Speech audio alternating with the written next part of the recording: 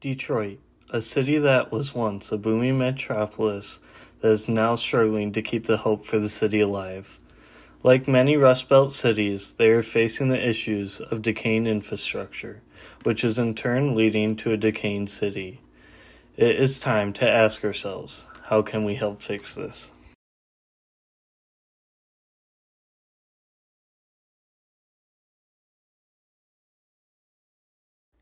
Urban Theory Lab's research starts from the proposition that inherited frameworks of urban knowledge and decides that these frameworks must be radically reinvented to illuminate emergent forms of 21st century urbanization. Their research aims to investigate the historical geographies of the capitalist urban industrial fabric in ways that supersede inherited meta-geographical binarisms while opening up new sociological, cartographic, and political perspectives on the contemporary global urban condition. The work combines conceptual and representational experimentation, theory-driven research, and research-based pedagogy. In the 21st century, few trends have matched the economic, environmental, and societal impact of rapid urbanization.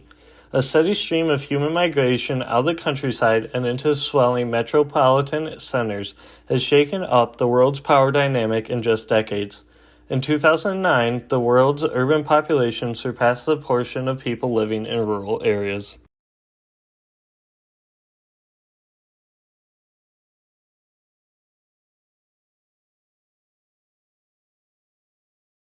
Heavy metal machinery background found in Detroit led to the growth of the automobile industry. Leading up to the 1920s, Detroit had become fully industrialized.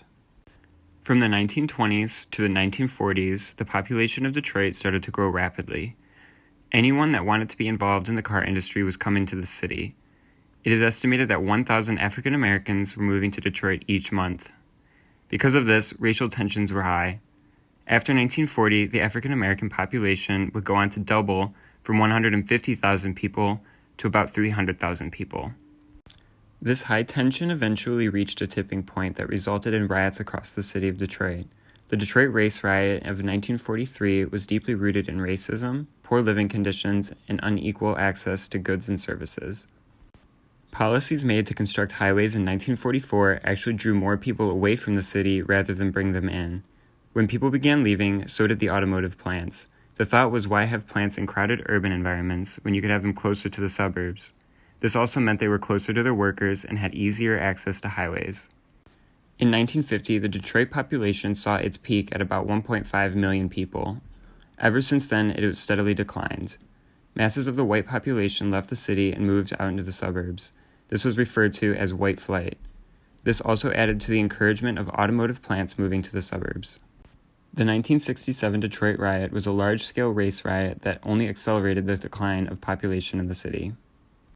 Around the 1970s and onward, crime in Detroit rose because of the economic turmoil due to abandonment of businesses and lack of jobs. By the year 2013, Detroit files for bankruptcy and is $20 million in debt.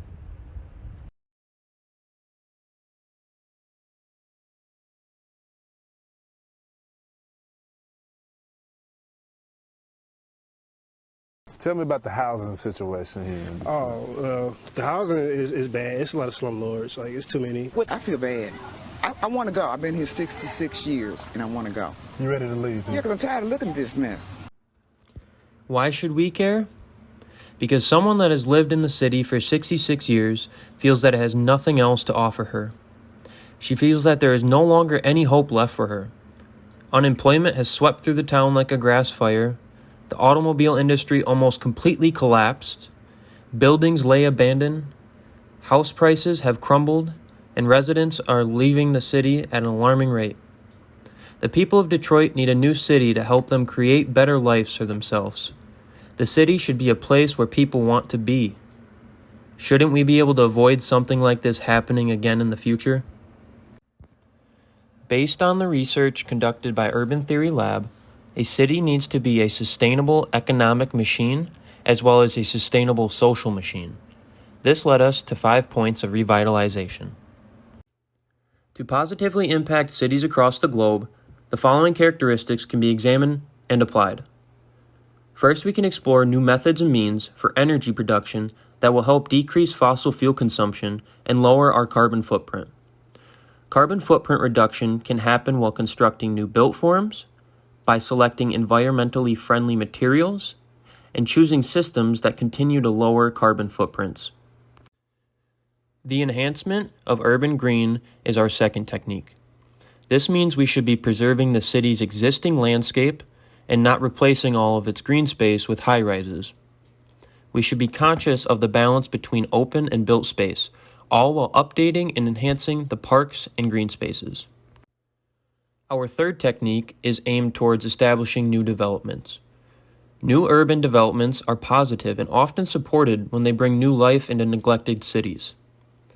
Whether they are a new park, an apartment block, or a commercial high-rise, the development should be sustainable and respond to the community's wants and needs, such as housing that is suited to the income of the residents, or their certain desires for commercial properties. It is vital to maintain identity and character. Revitalization will be sensible to the city's existing architectural style and character. For this to be achieved, new developments and developers must be cautious of gentrification that may force current residents to flee. The fifth technique focuses on replacing and restoring current outdated infrastructure, such as water lines, sewer lines, streets, pathways, and deteriorating structures. This will help mitigate environmental harm in the long run. 3 audiences are involved in these methods: humans, businesses, and the government. When these methods are applied, the 3 audiences collectively benefit and impact one another. An example of our methodology is the neighborhood of Jefferson Chalmers in Detroit, which is undergoing vital changes that are necessary to the lives and longevity of its community. Jefferson East is the organization that is spearheading all of the developments that are happening throughout the neighborhood. They have found ways to work with local contractors, take into account the locals' needs, and provide sustainable, long-lasting solutions. We're able to make sure that the growth is a part of the community and doesn't just happen to the community. Let's look at the example of how we got Norma G's bill. Les Segovia came into our office and said, I want to open a restaurant. He's now employing 18 people that are all from the Jefferson Chalmers neighborhood. On top of that, we found 12 out of 15 contractors, all from the local neighborhood, to work on that building. We use Detroit as an example to understand these topics for ourselves. In theory, our ideologies could be applied to any city to examine where an urbanized world breaks down.